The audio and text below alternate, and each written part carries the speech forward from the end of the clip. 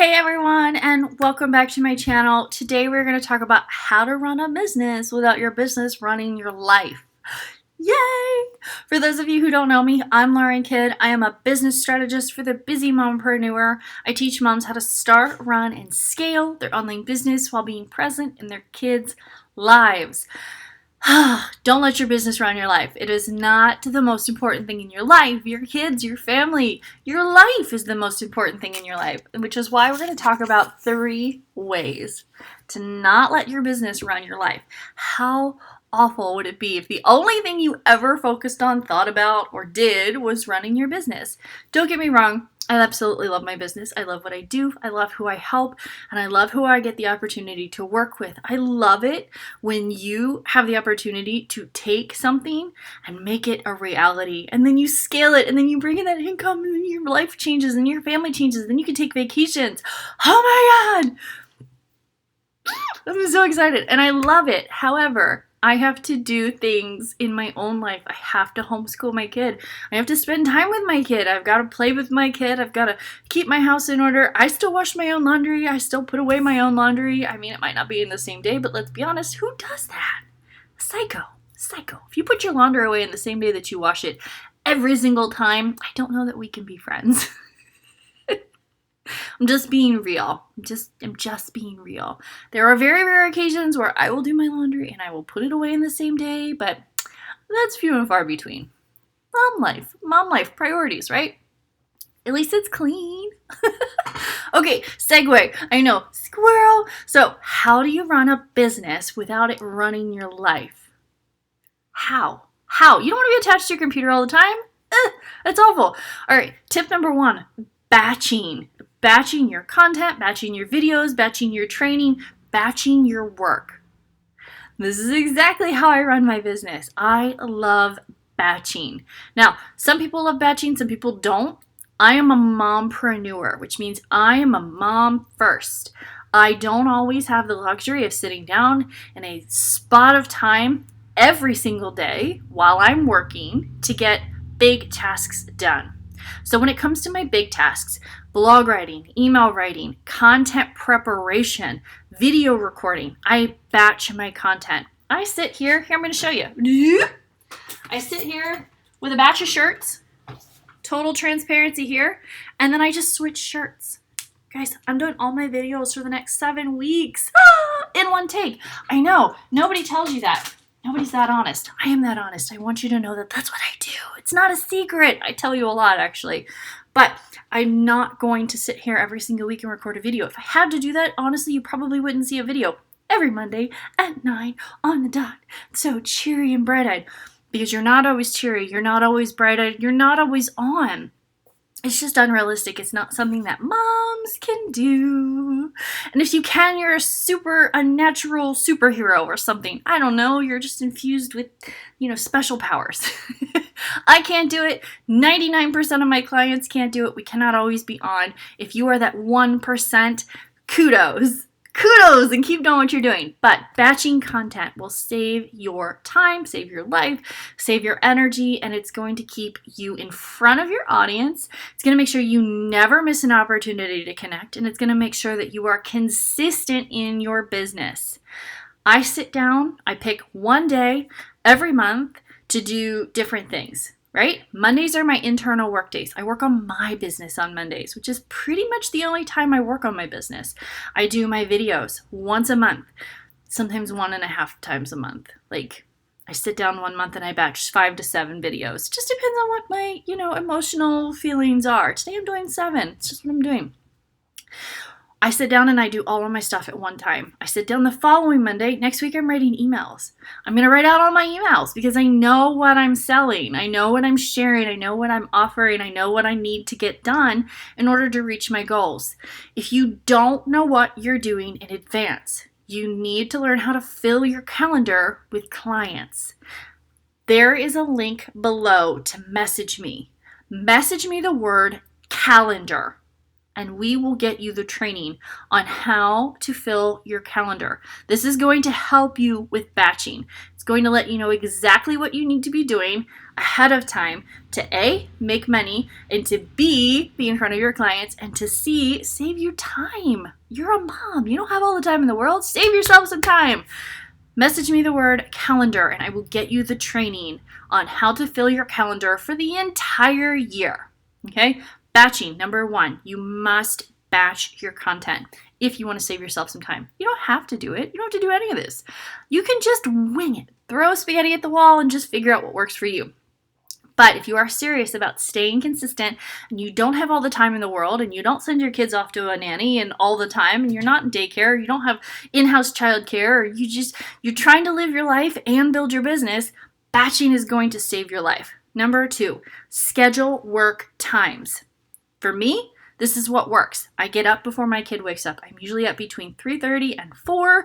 I start work after a couple of minutes of reading. I do 5 minutes of reading of my personal development book, or I'll listen. I have to read normally, but I will listen if I'm busy. And then I write out a couple of notes for myself for the day, and then I get going. And I work until he wakes up, and then I'm done. And then I work again come nap time, rest time. He doesn't really nap, but if he's resting, I'm working. Those are my 2 work times. And it usually allows me probably 4 hours. 4 hours all day, Monday through Wednesday to work. Yeah, you heard me. Monday through Wednesday. Come Wednesday afternoon, I'm usually checked out. Thursday, I'll continue with client work. Friday, I continue with client work. It's back and forth via the platform that we use for clients. But it's not intense, and I'm not doing anything massive. Thursday, Friday, Saturday, Sunday, Mama's off of the workload, and I'm enjoying my life, and I'm enjoying my kid, and I'm enjoying the benefits that come with my business. Can you necessarily do that kind of a schedule when you're building your business or starting to scale? Not necessarily, but something to work up to. And I want you to be able to get to that. I want you to be able to set your own schedule. Last year, I took off Fridays and Saturdays. The end of last year, I took off Fridays, Saturdays, and Sundays. And starting this year, I've started taking off most of Thursdays, Fridays, Saturdays, and Sundays, because I've gotten to that point in my business where I can. Before last year, I was working Monday through Saturday. Again, not an extensive amount of time. I was still working in my work times where I knew that I could get work done. If my husband is home and he's willing to help out, it's not always a given. But sometimes he is. Like today, he volunteered to take the kiddo to his chiropractor appointment. I'm like, yes, it gives me work time. I scheduled a batch of work in this time. Schedule some quiet, alone work time. When I first started my business, Mama, this meant staying up after I put the kiddo to bed because my kid didn't sleep through the night. So I knew I was going to be up anyway. If I put him to bed at 8, he was going to be up by 10. There was no point in me trying to go and lay down until 10 o'clock and fight sleep for an hour and then fall asleep 10 minutes before he was going to wake up. So as soon as I put him to bed, he would go right out. And I knew, come clockwork, he was going to be up by 10. I worked from 8 in the evening until 10 in the evening. And then I would rock him back to sleep. I would change him. I would rock him back to sleep. And then I would go to sleep. And then he was out from usually 10:30 or 11 until about 4. And then I would get up and he would sleep again from 4:30. After I'd rock him to sleep, he'd sleep from about 4:30 to 6. So I would stay up and I would work from 4:30 to 6. I didn't do it every day. Okay, I did not do it every day. I did give myself times to sleep and go back to sleep, but those were my work times because he was small. He was about 4 or 5 months old when I started my business, and I couldn't work during the day. He was a handful. Nap times were just all over the place. There was no consistent times, so I built my business at night. It's possible.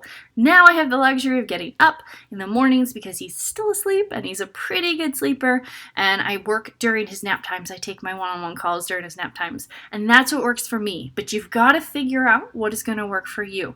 If you need help finding free time, there is a free finding free time offer below. Take a peek, find the free time in your day. I promise you have more free time than you say. I know you're going to hate me. I know you're going to hate me for saying that, but you do. There's a lot of wasted time in your day, and I would pay money if you said, nope, I went through your thing and I couldn't find any extra time in my day.